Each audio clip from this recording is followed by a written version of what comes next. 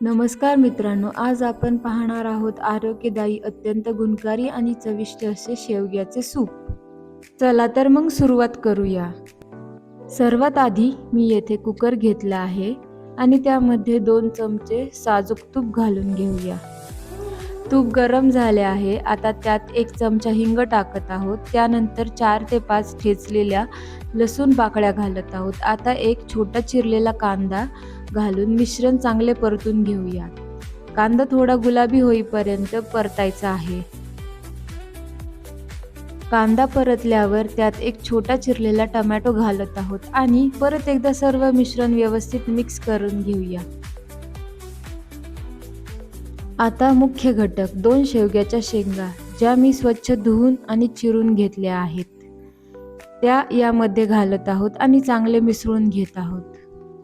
तुम्हाला माहिती आहे का, शेवगा हा कॅल्शियम आणि लोहाचा उत्तम स्रोत आहे. सांधेदुखी आणि रक्तदाब नियंत्रित ठेवण्यासाठी तो मदत करतो. आता मी 1 चमचा भिजवलेली मूग डाळ घालत आहे. सर्व मिश्रण व्यवस्थित मिक्स करून घेऊयात.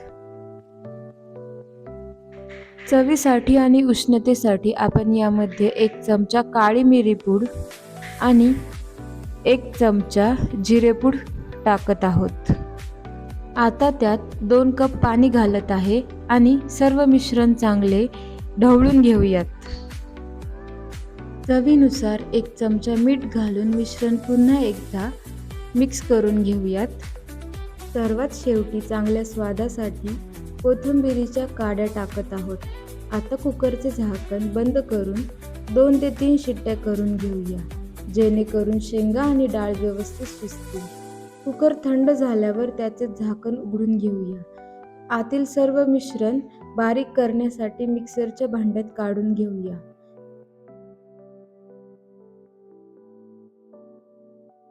मिश्रण बारीक झाल्यावर ते आपण गाळणीच्या मदतीने गाळून घेत आहोत.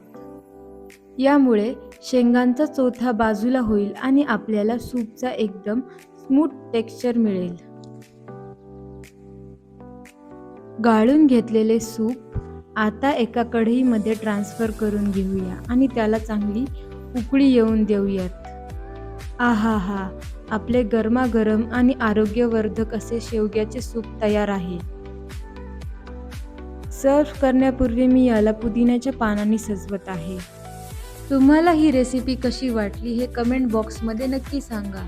व्हिडिओ आवडल्यास लाईक करा, शेअर करा आणि अशा पौष्टिक रेसिपींसाठी भूकबस्टर चॅनलला सबस्क्राईब करायला विसरू नका.